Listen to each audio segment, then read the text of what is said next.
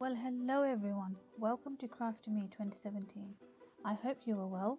I am Afia and I am part of Shawn Petite's creative team. With me today, I have a perfectly imperfect art journal page which I created using stencils from Shawn's collection. So let's begin. Here are the supplies and there are details of what I used below the video as well. I chose a selection of Shawn's stencils because I wanted to create some foliage using some Distress Oxide inks and a makeup brush. So what you can see over here, I am using my Distress Oxide inks to create a shade of green because I didn't have any shade of green in my collection. So if we know our primary colors, then we know that we can create a nice green, a combination of green with any shade of blue and any shade of yellow. So that's what I'm doing over here, and I'm going over the stencil with my makeup brush and I'm creating some misty looking leaves using my oxide inks on watercolor paper.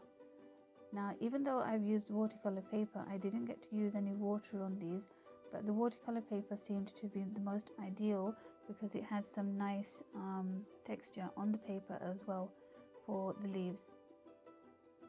Now you can see over here I'm using a combination of blue and yellow to create my leaves, and they turned out to be rather perfect, more nice than I could actually imagine.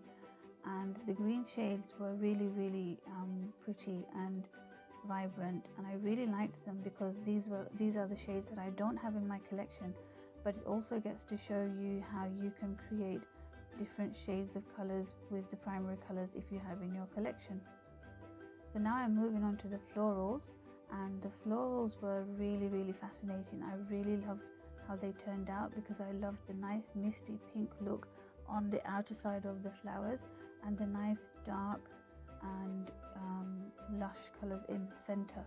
So they turned out really nice, more nice than I could have actually imagined, and I really loved making them, and they were really fun to create as well.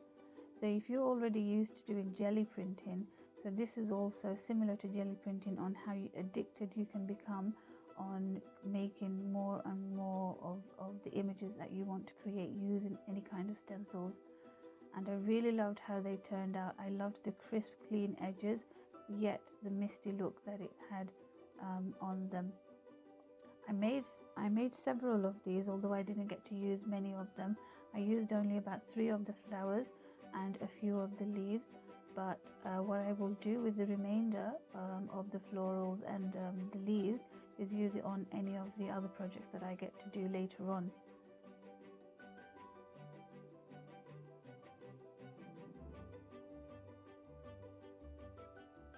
So I'm just continuing with the same technique and creating many flowers. And the way that I work, I love to use up any kind of space that I have left over on my paper. I try to avoid wasting because I'm not really keen on wasting any of the supplies or any paper, so I use the maximum as possible. So I'm just carrying on, continuing with making more and more leaves and having a variety of different leaves. And once I was done, I cut out a bunch of them that I know I was going to use, and I left the rest of them aside so that I can use them on another project later. In the meantime, I'm just ripping out some patterned paper, and in my book I'm just going to adhere them with simple prick stick or simple glue. No medium of any other kind, like the matte medium or the fluid medium, just simple glue, because there wasn't any heavy work happening in the background, so just a simple glue was sufficient for me to make this background using some patterned paper from my collection. And then I'm moving on to stamping, and this is one of my favorite techniques, and I have my sidekick stamps over here, the script, the harlequin, and then some Mediterranean patterns with a few butterflies on them. So these are my 3 favorite stamps that I use a lot of the times in my projects. So I'm just stamping them in the background, and I'm using the same color of the Distress Oxide ink to add some splashes to the background. And next I'm moving on to using some heavy gesso just to make the background look a little more rusty and blend them into one another, because my foreground was a nice misty look, crisp and clean, and my background was really rusty looking, so I wanted that contrast to happen, to have that look. And then what I did was add some more stenciling using the distress oxide inks with my makeup brush in the background, but using a totally different color because I wanted my background to pop a tad more than what it already looked. I liked how it looked, but I just wanted to add a little more of a vibrancy in the background and kind of to match it with my foreground as well. But my foreground was my focal point, and I really wanted to make sure that they pop out as well. So there was lots of things happening over here. I was really trying to make sure that everything was looking the way I wanted to make it look, and you know, there's lots of fiddling about happening and lots of maneuvers, shifts, and you know, placing everything until I'm satisfied. That's one of the things as a crafter, you can't complete your work until you're absolutely satisfied with, you know, how everything is looking. And then to adhere them, I'm using foam tapes because I wanted them to pop off the page a little bit, and then the other parts I'm just gluing them down with simple glue again. The foliage, that's the advantage of when you do the cutouts, fussy cutting, you can, you know, shift them about however way you like them. And more or less that's, you know, my page done really. I hope you enjoyed it.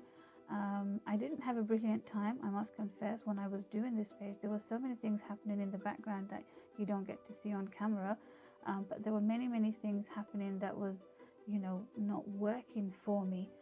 So we often get to experience those kind of things, so I'm sure you know what I'm talking about when it happens.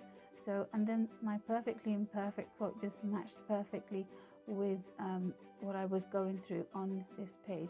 So here are some pictures. I hope you enjoyed this video. Thank you so much for being here with me today, and I will leave you with a bunch of pictures. Do check out the details below, and I will see you all next time. Thank you so much once again, and I will see you next time. Bye bye for now.